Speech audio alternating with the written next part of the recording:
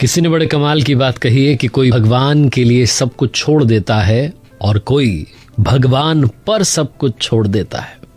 माधव दास जी नाम के भक्त जगन्नाथपुरी में रहते थे और वो ज्यादा किसी से मिलते जुलते नहीं थे, अपनी मस्ती में रहते थे, प्रभु की भक्ति में लीन रहते थे।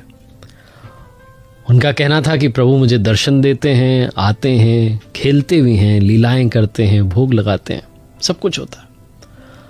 माधव दास जी जगन्नाथपुरी में जाने जाते थे अपनी भक्ति के लिए। एक बार ऐसा हुआ कि वो बीमार पड़ गए, बहुत ज्यादा बीमार थे। बहुत लोग आए उनकी मदद करने के लिए, लेकिन उन्होंने साफ मना कर दिया, स्पष्ट मना कर दिया कि नहीं, मेरे प्रभु मुझे संभाल लेंगे, आपकी आवश्यकता नहीं है, मेरी भक्ति में इतनी तो ताकत है। प्रभु को भी अपने भक्त की भक्ति के आगे झुकना पड़ा और भगवान स्वयं सेवक बनकर आए। ये वो स्थिति हो चुकी थी जब माधव दास जी से उठा नहीं जा रहा था, बैठा नहीं जा रहा था, खुद के नित्य कार्य नहीं किए जा रहे थे। भगवान ने आकर के उनकी सेवा की, उनकी इस तरीके से सेवा की कि वो थोड़े ठीक होने लगे। और जब उन्हें होश आने लगा, जब उन्हें समझ में आया कि कौन है जो मेरी सेवा कर रहा है, तो उन्हें समझ में आया कि साक्षात प्रभु आए हैं सेवक बनकर। चरणों में गिर गए, प्रणाम करने लगे और कहने लगे कि प्रभु आप मेरी सेवा के लिए आए। भगवान ने कहा आना ही था, आपकी भक्ति में इतनी ताकत है।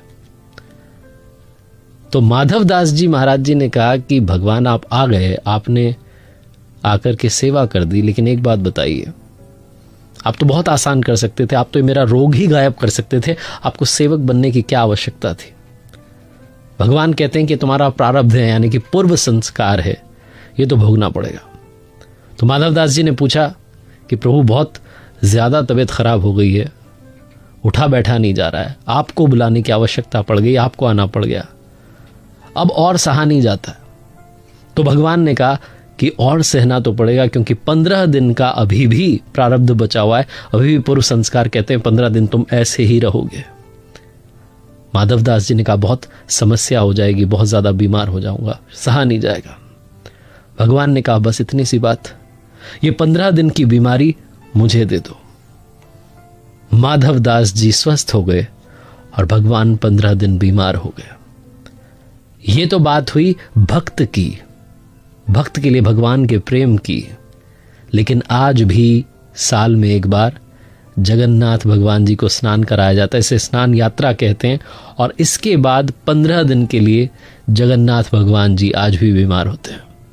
15 दिन के लिए मंदिर को बंद कर दिया जाता है, कभी भी जगन्नाथ भगवान जी की रसोई बंद नहीं होती। लेकिन इन 15 दिनों में रसोई बंद हो जाती है। 56 भोग नहीं खिलाया जाता, क्योंकि बीमारी में परहेज होता है ना। काढ़े का भोग लगता है इन 15 दिनों में, आयुर्वेदिक भोग जो है लगाया जाता है।